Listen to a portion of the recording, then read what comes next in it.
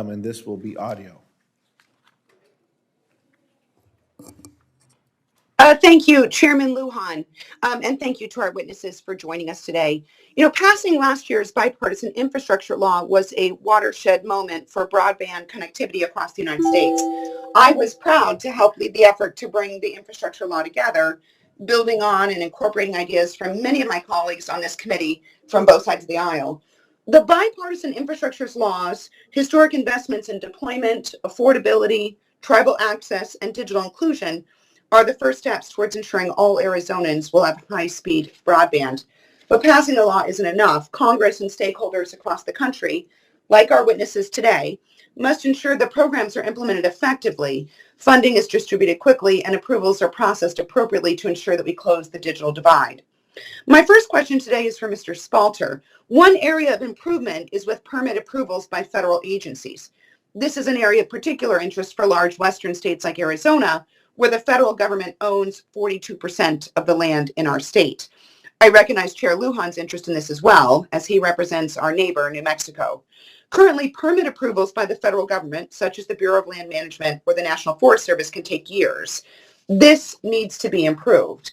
So, Mr. Spalter, have your members experienced challenges with securing federal government approvals, and do you have any recommendations to streamline the process? Thank you for the question, Senator. We are frequently experiencing sometimes very severe permitting challenges and delays in deploying. These are expressed not only for our largest providers, but also and critically for our regional and local providers as well. The good news is that there have been steps that have been advanced to actually address some of these issues, and I just point to one, for example, under BEAD. States must share their plans to streamline their permitting and rights-of-way processes. This is going to be at least one way to standardize permitting approaches on a national and harmonized basis, and we hope that this will take root and also just raise the visibility on the need to actually address permitting challenges fully and finally. Well, thank you. My next question is for Ms. Kimball Sikwapatia. I hope I said that right. Sikwapatia. Excellent. Was it really? Well. Good work. Very brave as well. In the bipartisan infrastructure law, Congress allocated $2 billion specifically for the tribal broadband connectivity program, in addition to tribal broadband funding from previous laws. Now, some of this funding has already gone out to tribes. For example, the Gila River Indian community will use a $4.4 million grant to assist in telehealth expansion, distance learning opportunities, affordable broadband service, and economic growth. The Hopi tribe will use a $13.8 million grant to install fiber connecting over 1,000 unserved Native American households, plus 18 businesses and 6 community anchor institutions. My question for you is, based on your experience at the Santa Fe Indian School and as chair of the Connect New Mexico Council, could you discuss the importance of the tribal broadband connectivity program for tribes in the Southwest? And could you recommend any additional steps Congress should take to help ensure more tribal communities have fast, affordable broadband access? Yes, thank you for that question. I believe that this tribal broadband connectivity program is historic, it's monumental, and it's allowing us tribes to work towards building our own community solutions. While $2 billion is a lot of funding, it is not going to meet all of the needs in our rural tribal communities. In Southwest, there's been a number of middle mile projects as well as last mile projects that work together in unison. For instance, my project at the Santa Fe Indian School is putting in the middle mile, but we work closely with our sovereign nation consortia partners who have been applicants as well for fiber to the home or fixed wireless solutions.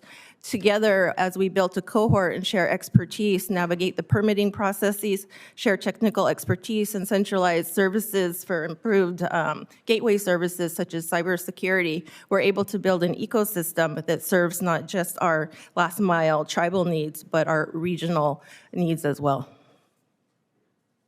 Well, thank you. My last question is for Mr. Powell.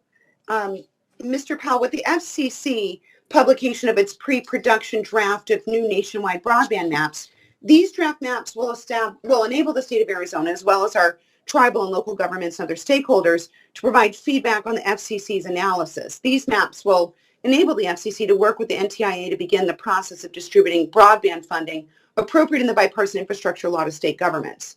Now, Mr. Powell, these FCC maps are just the first drafts. As these maps continue to be improved, do you have any recommendations for how to best ensure the maps are used to direct federal money to unserved and underserved locations consistent with the requirements of the law? Yeah, suggestion one is we have to make sure we have a very robust amount of feedback to the quality of the maps to get them improved, particularly the January 13th deadline, which is what NTIA has said is necessary as a predicate to distributing the funding in June. I think the second problem I see is, the map is not universally applicable. We have other large federal programs that are not required to use the map. I think that's potentially problematic. And I think we have a lot of states that will have different versions of the map. We would hope that those get fed into the FCC process, and the FCC process continues to develop a genuinely authoritative map that all of the communities can rely on equally. Thank you. Mr. Chairman, I yield back. Thank you, Senator Sinema. Next, we'll hear from Senator